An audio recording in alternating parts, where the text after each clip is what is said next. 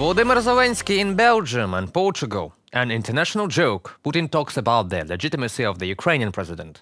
What happens if Russia completely stops gas transit through Ukraine? Good afternoon, this is More and News in today's wrap-up on UATV English with me, Pavlo Stelmach, breaking hard truths in easy terms for the whole free world directly from Ukraine. Ukrainian President Volodymyr Zelensky picked up a second $1 billion promise of military aid for his war with Russia during a whirlwind tour through the European Union, says Time magazine. Well, it's not his war, dear Time magazine, but it is Ukraine's war. Rest is accurate. Indeed, Zelensky was in Belgium.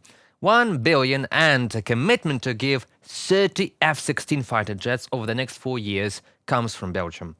The Netherlands added to this act of goodwill by promising a complete Patriot air defense battery, which Zelensky sees as key in stopping Russia from hitting the power grid and civilian areas, as well as military targets, with devastating glide bombs that wreak wide destruction. Zelensky met with Belgian Prime Minister Alexander De Croo. But let me be very clear. More needs to be done.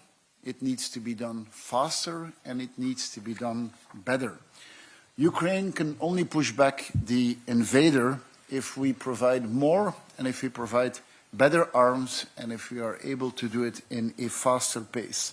The agreement on security cooperation and the long-term support that we just signed will provide and expand the assistance that we provide to Ukraine against this brutal aggression of Russia.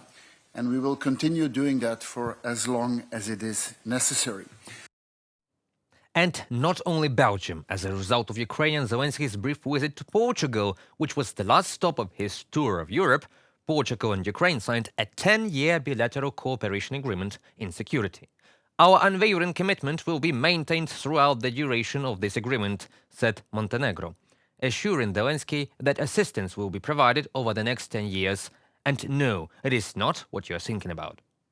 Today's talks were devoted to the development of the partnership between our states and the support of our people. We signed a security agreement which documented our joint commitment to protect our peoples, our Europe from Russian terror. Our security agreement regulates all aspects of interaction between our countries, between Ukraine and Portugal. The volume of support for Ukraine for this year from Portugal has been recorded, and specific defense and political lines of interaction have also been recorded.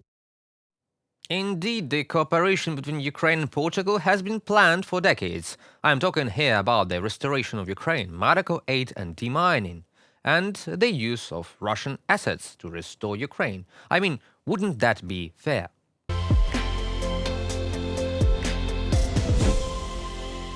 Ukraine's parliament is currently the only legitimate power in the country, says Putin.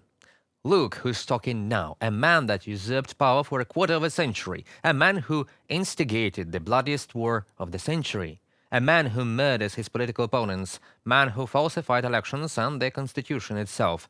Last week this man said that he considers Zelensky's legitimacy to be over. And in terms of resuming negotiations with Ukraine, it is crucial to ascertain who the appropriate and legitimate representatives are for signing legal documents. I like that, actually. It sounds desperate. When a thief and a murderer and an international thug at large is saying what is legitimate and what is not, I take that as a sign of desperation for a party to negotiate with.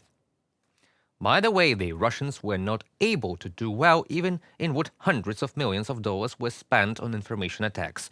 Putin referred to Article 111 of the Constitution of Ukraine, but it only talks about the impeachment of the president, which we certainly don't have at the moment.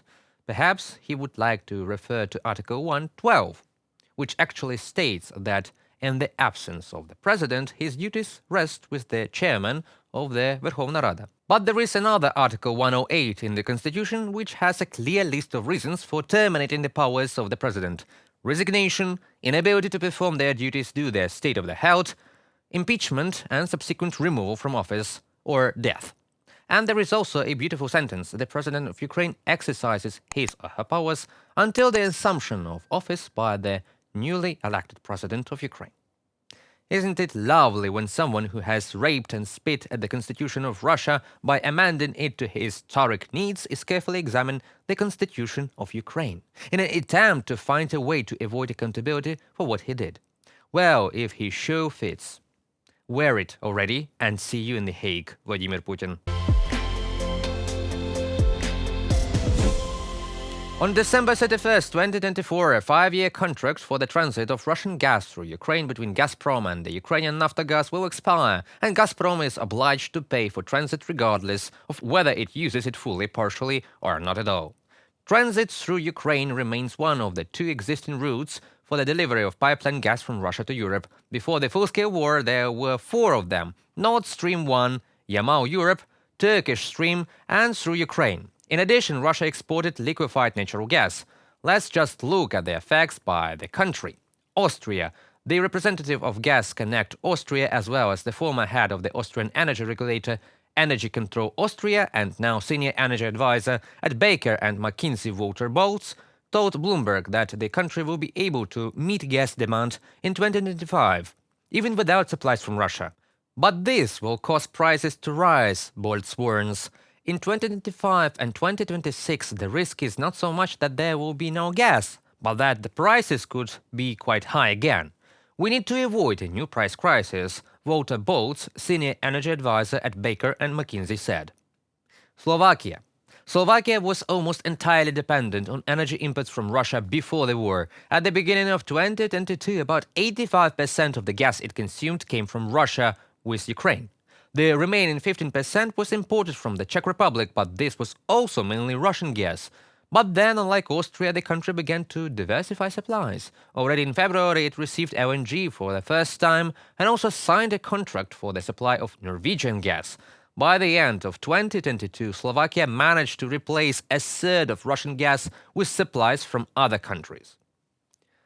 Well, about Hungary. The Kremlin sold its gas to Budapest at 30% higher than the market price. The terms of the contract are confidential. According to Nepshava's estimates, the financial damage through Hungary from the purchase of Russian gas in 2022 and 23 amounted to 564 billion forints, equivalent to 1.43 billion euros.